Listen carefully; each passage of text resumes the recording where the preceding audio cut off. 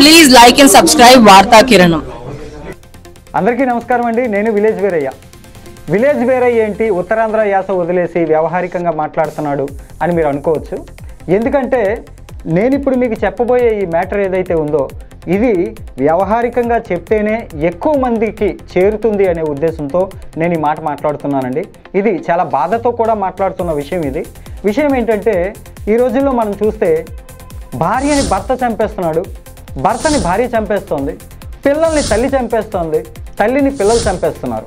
ఆస్తి కోసం అన్నం తమ్ముడు చంపేస్తున్నాడు, అవసరాల కోసం కొడుకు తండ్రిని చంపేస్తున్నాడు, లవర్ కోసం ఒక తండ్రి, లవర్ కాదని ఒక తండ్రి పిల్లల్ని చంపుకుంటున్నారు, వారు చచ్చిపోతున్నారు. ఇదంతా ఎందుకు జరుగుతుందో తెలుసా? కేవలం సోషల్ మీడియా వల్ల. ముఖ్యంగా మనం రోజు చూసే యూట్యూబ్, ఫేస్బుక్, ఇన్స్టాగ్రామ్, వాట్సాప్ ఇలాంటి వాటి వలనే. అంతగా ఆశ్చర్యపోకండి, నేను చెప్పేది నిజం. 10% ఉండే చెడుని 1000%గా అభివృద్ధి చేసి 90% ప్రజల్ని పక్కదోవ పట్టిస్తున్న ఈ సోషల్ మీడియా యాప్లు, దాంతో సొంత భద్రత కోసం పక్కింటోడిని కూడా అనుమానంగా చూడటం మొదలు పెడుతున్నాడు మనిషి. ఆ అనుమానం ఇంతింతై వటుడింతై అన్నట్టు పక్కవాడి మీద ఉన్న అనుమానం కాస్త ఇంట్లో వాళ్ళ మీద కూడా అదే అనుమానం మళ్ళేలా చేస్తుంది.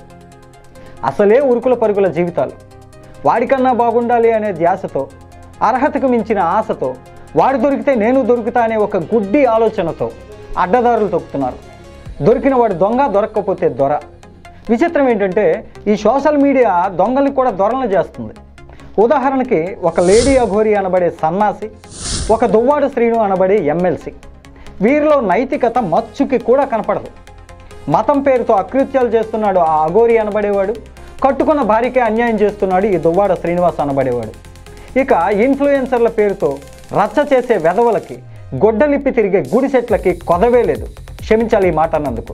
ఈ చెత్తంతా ఒకవైపు ఉంటే పార్టీల, మతాల అభిమానం మరోవైపు. తాను పట్టిన కుందేటికి 3 కాళ్ళు అనుకునే మూర్ఖ అభిమానులు కోకొల్లల మంది. ఇంట్లో పెళ్ళం మీద చూపించాల్సిన ఫ్రస్ట్రేషన్ అంతా ఈ సోషల్ మీడియాలో బూతులుగా వాడేస్తున్నారు. తిరిగి తిట్టినా కొట్టరనే ధీమా. ఇదే అదనుగా ఇలాంటి పనికి మాలిన యాప్లు తయారు చేసి విదేశీ కంపెనీలు భారతీయులపైకి విసిరి కోట్లు గడిస్తూ ఉన్నాయి. ఈ దేశంలో ఎవరైనా కుర్రోడు బ్యాటరీతో నడిచే సైకిల్ తయారు చేస్తే ఒక కొత్త గ్రహాన్నే తయారు చేసినంత గొప్పగా చూస్తున్నారు మన వాళ్ళు. అదే విదేశీయులు వాళ్ళ అబ్బాయి ప్రజలకు ఎంతో మేలు చేసే యంత్రాలు కొనుగొన్నా సరే మరింత బాగా చేయాలరా అని ప్రోత్సహిస్తారు. ఈ దేశంలో వాడు చేసే అడ్డమైన రీల్స్కి 1,00,000 మంది ఫాలోవర్స్ అయితే వాడు ఒక సెలబ్రిటీ. వాడి వెనక గొర్రెల మందలాగా సపోర్టర్లు వాళ్ళ చప్పట్లు ఈలలతోనే వచ్చే ఈజీ మనీతో బతికేస్తుంటాడు. అరే వాడికి బాగా చేశాడు, వాడికన్నా గడించేద్దామని అంతకంటే వికారంగా మరొకడు బయలుదేరతాడు. ఎలాగూ డ్యూటీలో రిలాక్స్ అనే ఒక అబద్ధపు భ్రమలో ఉండే అభిమానులు ఉన్నారు కదా, వీళ్ళని పోషించడానికి వాళ్ళు రెడీగా ఉంటారు. అన్యాయాలు, అకృత్యాలు, రౌడీయిజాలు, దౌర్జన్యాలు ఈరోజు కొత్తగా వచ్చినవి కాదు. కానీ వాటిని మరింత విస్తృతంగా చూపించి చర్చా కార్యక్రమాలు పెట్టి మరికొంతమందికి అదే ఆలోచనలు కల్పించడంలో సోషల్ మీడియా పాత్ర చాలా ఎక్కువ. ఇలాగే సాగితే గనక బ్రదర్స్, ఒకనాటి ఉమ్మడి కుటుంబాలు సింగిల్ బెడ్ కుటుంబాలు అయినట్టు రేపు భార్యకో రూము, భర్తకో రూము, కూతురుకో రూము, కొడుక్కి ఓ రూము ఏర్పాటు కావడం ఎంతో దూరంలో లేదు. నాకు తెలుసు ఇదంతా సోది, చెప్పిన ఎవ్వడూ మారడని. దేవుడి దయ వల్ల నేను ఆలోచించేది ఒక్కటే, ఆ స్థితి వచ్చేలోపు నేను వెళ్ళిపోతే చాలు. థ్యాంక్ యూ సో మచ్ ఈ వీడియో చూసినందుకు.